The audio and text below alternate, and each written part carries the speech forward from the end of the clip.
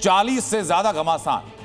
America और Israel के खिलाफ जंग में ईरान अकेला पड़ता हुआ दिखाई दे रहा है, जबकि अमेरिका और इजराइल के साथ मिडिल ईस्ट के 10 देश खड़े नजर आ रहे हैं। अब यूरोपियन यूनियन ने भी ईरान के खिलाफ मोर्चा खोल दिया, जिससे 40 देश अब ईरान के खिलाफ जंगी मैदान में कूद गए, जबकि दूसरी तरफ ईरान अकेला लड़ रहा है। सुप्रीम लीडर खामेनेई की मौत से घायल ईरान अब घातक हो चुका है।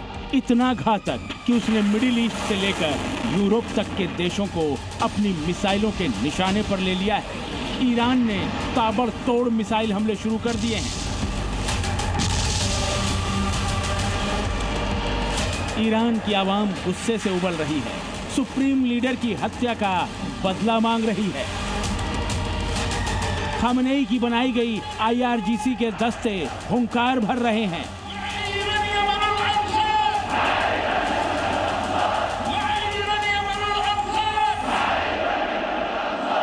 ईरान की सेना आर या पार का मन बना चुकी है। ऐलान हो गया है कि अब कोई बातचीत नहीं होगी, बल्कि सिर्फ और सिर्फ जंग होगी।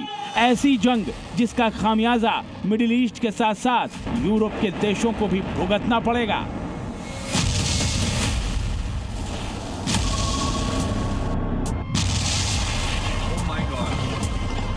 खामेनेई के मारे जाने के बाद दुनिया को लग रहा था कि ईरान अमेरिका के आगे सरेंडर कर देगा, लेकिन हुआ इसका उल्टा। ईरान का रुख और ज्यादा आक्रामक हो गया। उसने पश्चिमी एशिया में मौजूद अमेरिका के बेस पर हमले शुरू कर दिए। अकेले दम पर ईरान ने 11 देशों में तबाही मचा रखी है। इन देशों में Saudi Arabia, Jordan, UAE, Kuwait, Bahrain, Syria, Israel, Qatar, Iraq, Oman और साइप्रस शामिल हैं। इन सभी देशों पर ईरान ने अपने ड्रोन और क्रूज मिसाइलों से हमले किए हैं। हालांकि ईरान का दावा है कि उसकी इन देशों के साथ कोई दुश्मनी नहीं है और उसने वहां बने अमेरिकी बेस और सैन्य ठिकानों को ही निशाना बनाया है। ईरान भले ही कहे कि उसने अमेरिकी ठिकानों पर हमला किया है, लेकिन उसके हमलों से बौखलाए इजराइल समेत 11 देशों ने पलटवार की चेतावनी दे दी है। यही नहीं, ईरान ने यूरोपीय यूनियन के सदस्य देश साइप्रस पर भी हमला किया, तो EU ने भी अब ईरान के खिलाफ हुंकार भर दी है। फ्रांस का एयरक्राफ्ट कैरियर तो ईरान की ओर कूच भी कर गया है। यानी अमेरिका और इजराइल के साथ मिडिल ईस्ट के 10 देश और यूरोपीय यूनियन के 27 देश मिलकर अब ईरान के खिलाफ खड़े हो गए हैं।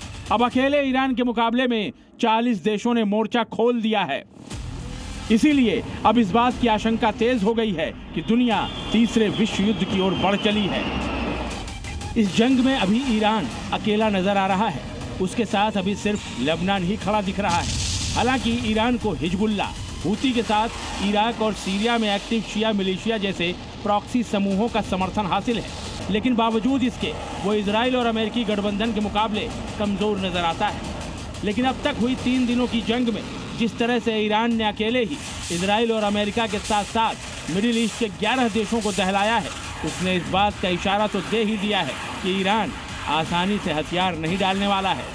उसके तेवर बता रहे हैं कि वो अभी और तबाही बरपाएगा। एक्सपर्ट्स का मानना है कि अब लड़ाई सिर्फ तेहरान और वाशिंगटन के बीच नहीं रही है, बल्कि अब लड़ाई इस बात को लेकर हो गई है कि मिडिल ईस्ट को कंट्रोल कौन करेगा।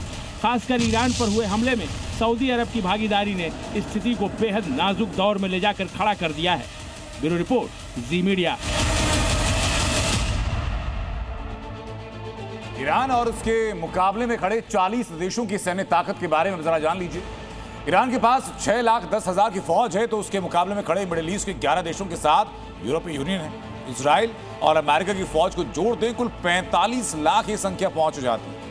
यानी ईरान के 6,10,000 सैनिकों का मुकाबला अमेरिका की तरफ से खड़ी 45 लाख की फौज से है। बावजूद इसके ईरान मोर्चे पर डटा है, चुनौती दे रहा है और हथियार न डालने की बात कह रहा है।